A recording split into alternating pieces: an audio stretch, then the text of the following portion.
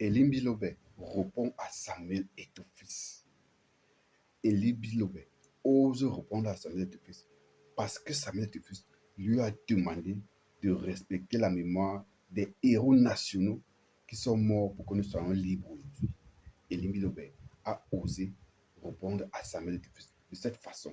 Les amis, ça s'est passé ce matin en direct sur le plateau de télévision B-News par appel téléphonique dans l'émission Les Éclisiers.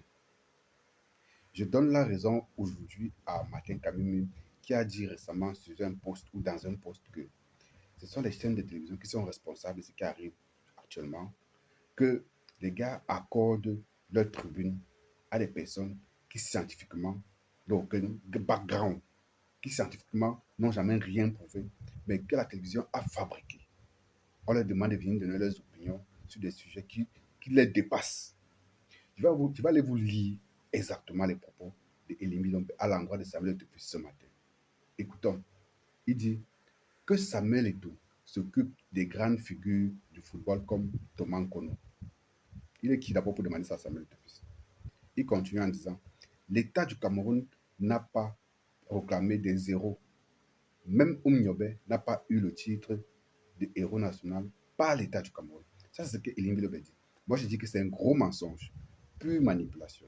Je vais aller vous lire là maintenant le décret qui réhabilite plusieurs de ces héros nationaux-là de 1991, signé par le président Paul Biya.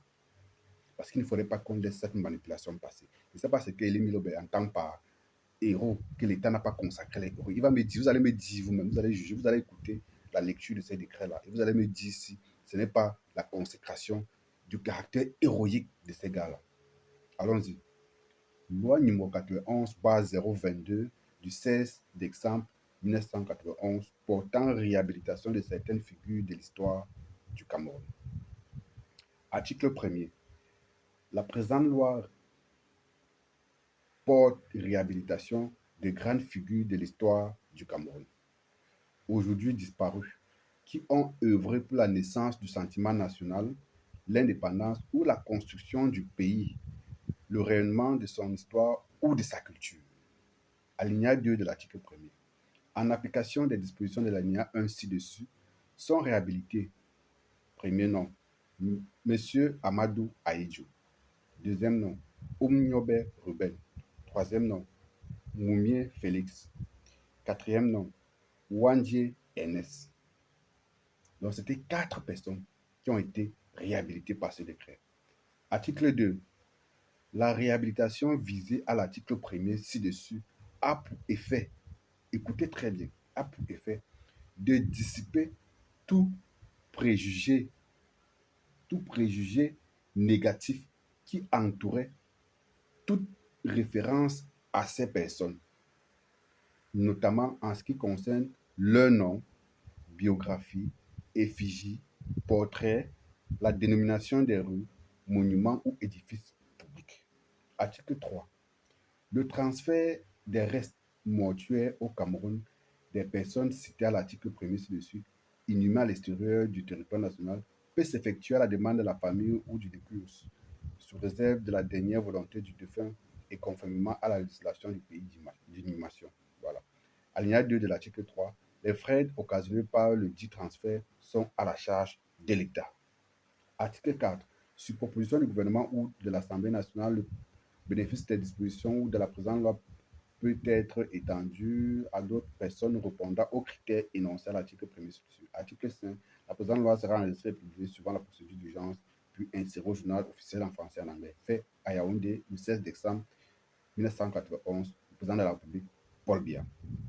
Dites-moi les amis, est-ce qu'on n'est pas en train de consacrer ces gars dans ce décret comme des héros nationaux? Dites-moi. Quand on dit la réhabilitation vise la réhabilitation visée ci-dessus, ça c'est l'article 2. La réhabilitation visée ci-dessus. Vous êtes en train de lire également comme moi parce que j'ai pris la peine de coller le décret là sur cette vidéo. La réhabilitation visée à l'article 1er ci-dessus a pour effet de dissiper tout préjugé négatif qui entourait toute référence à ces personnes. Il cite les noms, la biographie, l'effigie, porte. Mais L'article premier manquant est tellement parlant. La présente loi porte réhabilitation des grandes figures de l'histoire du Cameroun, aujourd'hui disparues, qui ont œuvré pour la naissance du sentiment national. Donc, on vous dit que des personnes ont œuvré pour la naissance du sentiment national, qui ont dit lutter pour l'indépendance, la construction du pays, le rayonnement de sa culture et de son histoire. Il vient dire sur le plateau que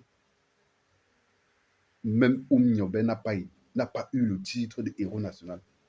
Ça veut dire que même comprendre les textes, il n'est même pas capable de comprendre les textes. Mais les plateaux de télévision comme B-News lui donnent une certaine grandeur, comme si c'était un intellectuel de hors échelon. Mais ça, c'est une honte pour cette chaîne de télévision. Vous ne faites pas sérieux. Vous ne faites pas sérieux du tout. Et ça ne s'arrête pas là, les amis. Il a continué dans ses mensonges lors de cette interview en direct ce matin. Il a continué en disant que il a nié qu'il n'a jamais dit qu'il était tribaliste. Il a nié. Je vais vous laisser suivre cet extrait de Elimbi Lobé, dans lequel il affirme et assume qu'il est tribaliste. Écoutez. Un tribaliste patenté. Je voudrais vraiment vous poser cette question en direct. Abel Elimbi Lobé, êtes-vous tribaliste? Oui. Est-ce que c'est une bonne chose? Mais il y a beaucoup de mauvaises choses qui se font, mais qui plaisent aux gens. Par exemple, le fait d'avouer que vous êtes tribaliste, on ne devrait pas vous donner une palme d'or? Non, je ne demande pas de palme d'or. Je dis aux gens qui ont cette impression-là qu'ils ne se trompent pas. Laissons le tribalisme, vraiment. Moi, je suis tribaliste. Toi, tu ne l'es pas. Attends ton temps de parole. Moi, je suis tribaliste. Laissons le tribalisme. Topographique fait. Oui. Jean-Jacques, oui. Je ne suis pas normal. Voilà. Je vous dis, il a nié qu'il n'a jamais dit ça. Je vais aller vous lire exactement son mensonge. Il dit, je n'ai jamais dit que je suis tribaliste. Pourtant, nous venons d'écouter la question de Bafa ici, sur le plateau d'Info TV. À l'époque, il affirmait et assumait et expliquait même comment est-ce qu'on soit étonné, qu'il ne faudrait pas que les gens soient étonnés qu'ils puissent dire ça. Parce qu'il y a des gens qui font des choses, quand c'est mauvais, ils assument. C'est comme ça qu'ils sont. Il avait dit, mais il refuse qu'il n'a jamais dit ça. Il dit, je n'ai jamais dit que je suis tribaliste. J'ai dit que le littoral doit être représenté par les enfants du littoral. C'est ce qu'il dit aujourd'hui. Le centre par les enfants du centre. Je parle là de la représentation communautaire. Là même, il n'y a même pas de problème. Vouloir que les autochtones soient représentés également dans les instances de décision locales, ça c'est une guerre légitime, ou ça c'est un combat légitime. Mais de là à être fondamentalement et brutalement tribaliste, comme il est et comme il assume, c'est ça qui dérange, c'est ça qui fait mal. Parce que il pousse généralement le bouchon très loin.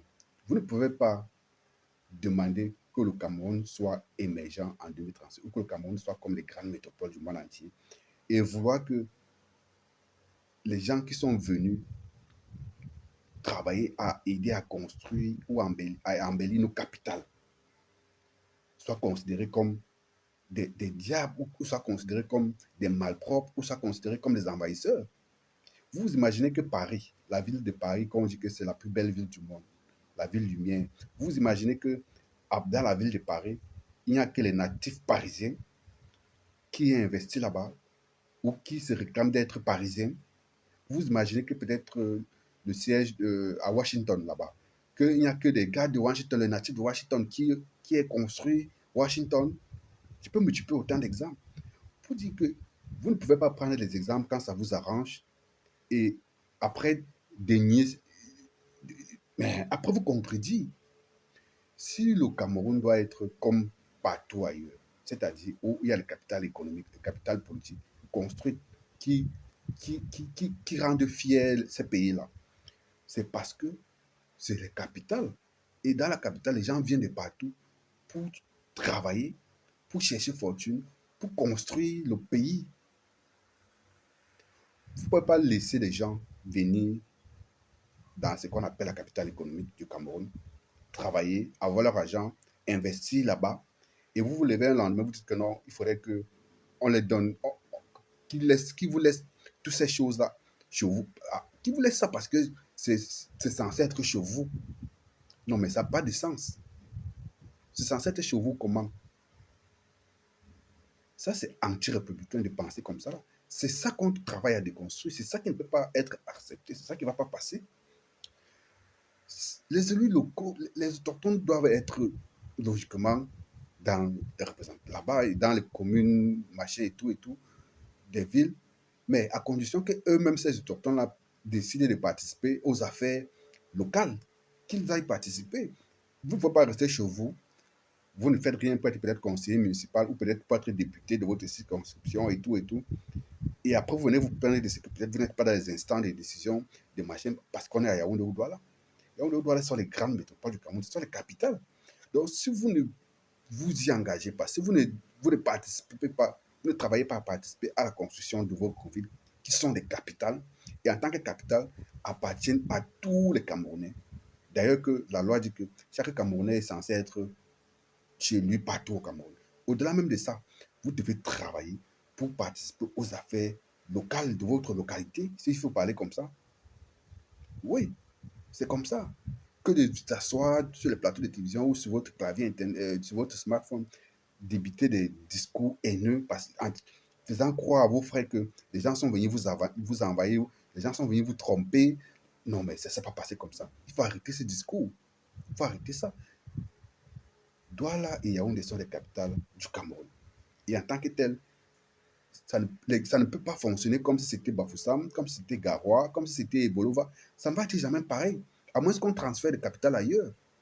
Si on transfère la capitale ailleurs, ça va développer également d'autres secteurs. Je crois que le Nigeria a eu à transférer la capitale d'Abuja, je crois qu'ils avaient transféré le capital économique parce qu'ils voulaient aussi apporter l'économie, le développement, le même degré de développement à ce niveau-là. Donc, on ne peut pas vouloir le beurre, l'argent du beurre. On ne peut pas vouloir que le Cameroun soit une vitrine à travers ses capitales et qu'on veut au même moment chasser et considérer les gens qui travaillent de façon naturelle et paisible chaque jour à construire cette capitale-là, à les considérer comme des étrangers et tout, alors que ces gens-là ne vous dérangent en rien. Travaillez, participez aux affaires locales, entrez en politique, faites ce qu'il y a lieu de faire, faites ce que la loi permet pour être en politique, ou pour être aux affaires, ou pour avoir de l'argent, pour être des hommes d'affaires, pour travailler et investir également. Voilà, donc les amis, je voulais déconstruire avec vous cet autre mensonge de Limi Lobé, cette autre forfaiture de Limi Lobé, qui a commencé par s'attaquer, parce que pour ça c'est une attaque à l'endroit de Samuel Eto'o-Fils. Il a raté une occasion de plus, Limi Lobé. Il a raté une nouvelle occasion de la fermer. S'il fallait qu'il fasse sa sortie pour dire ce qu'il a dit là, c'était mieux de la boucler, les amis, parce que ça n'a servi strictement à rien. Sinon, à augmenter de l'huile sur du feu. Ainsi va la République.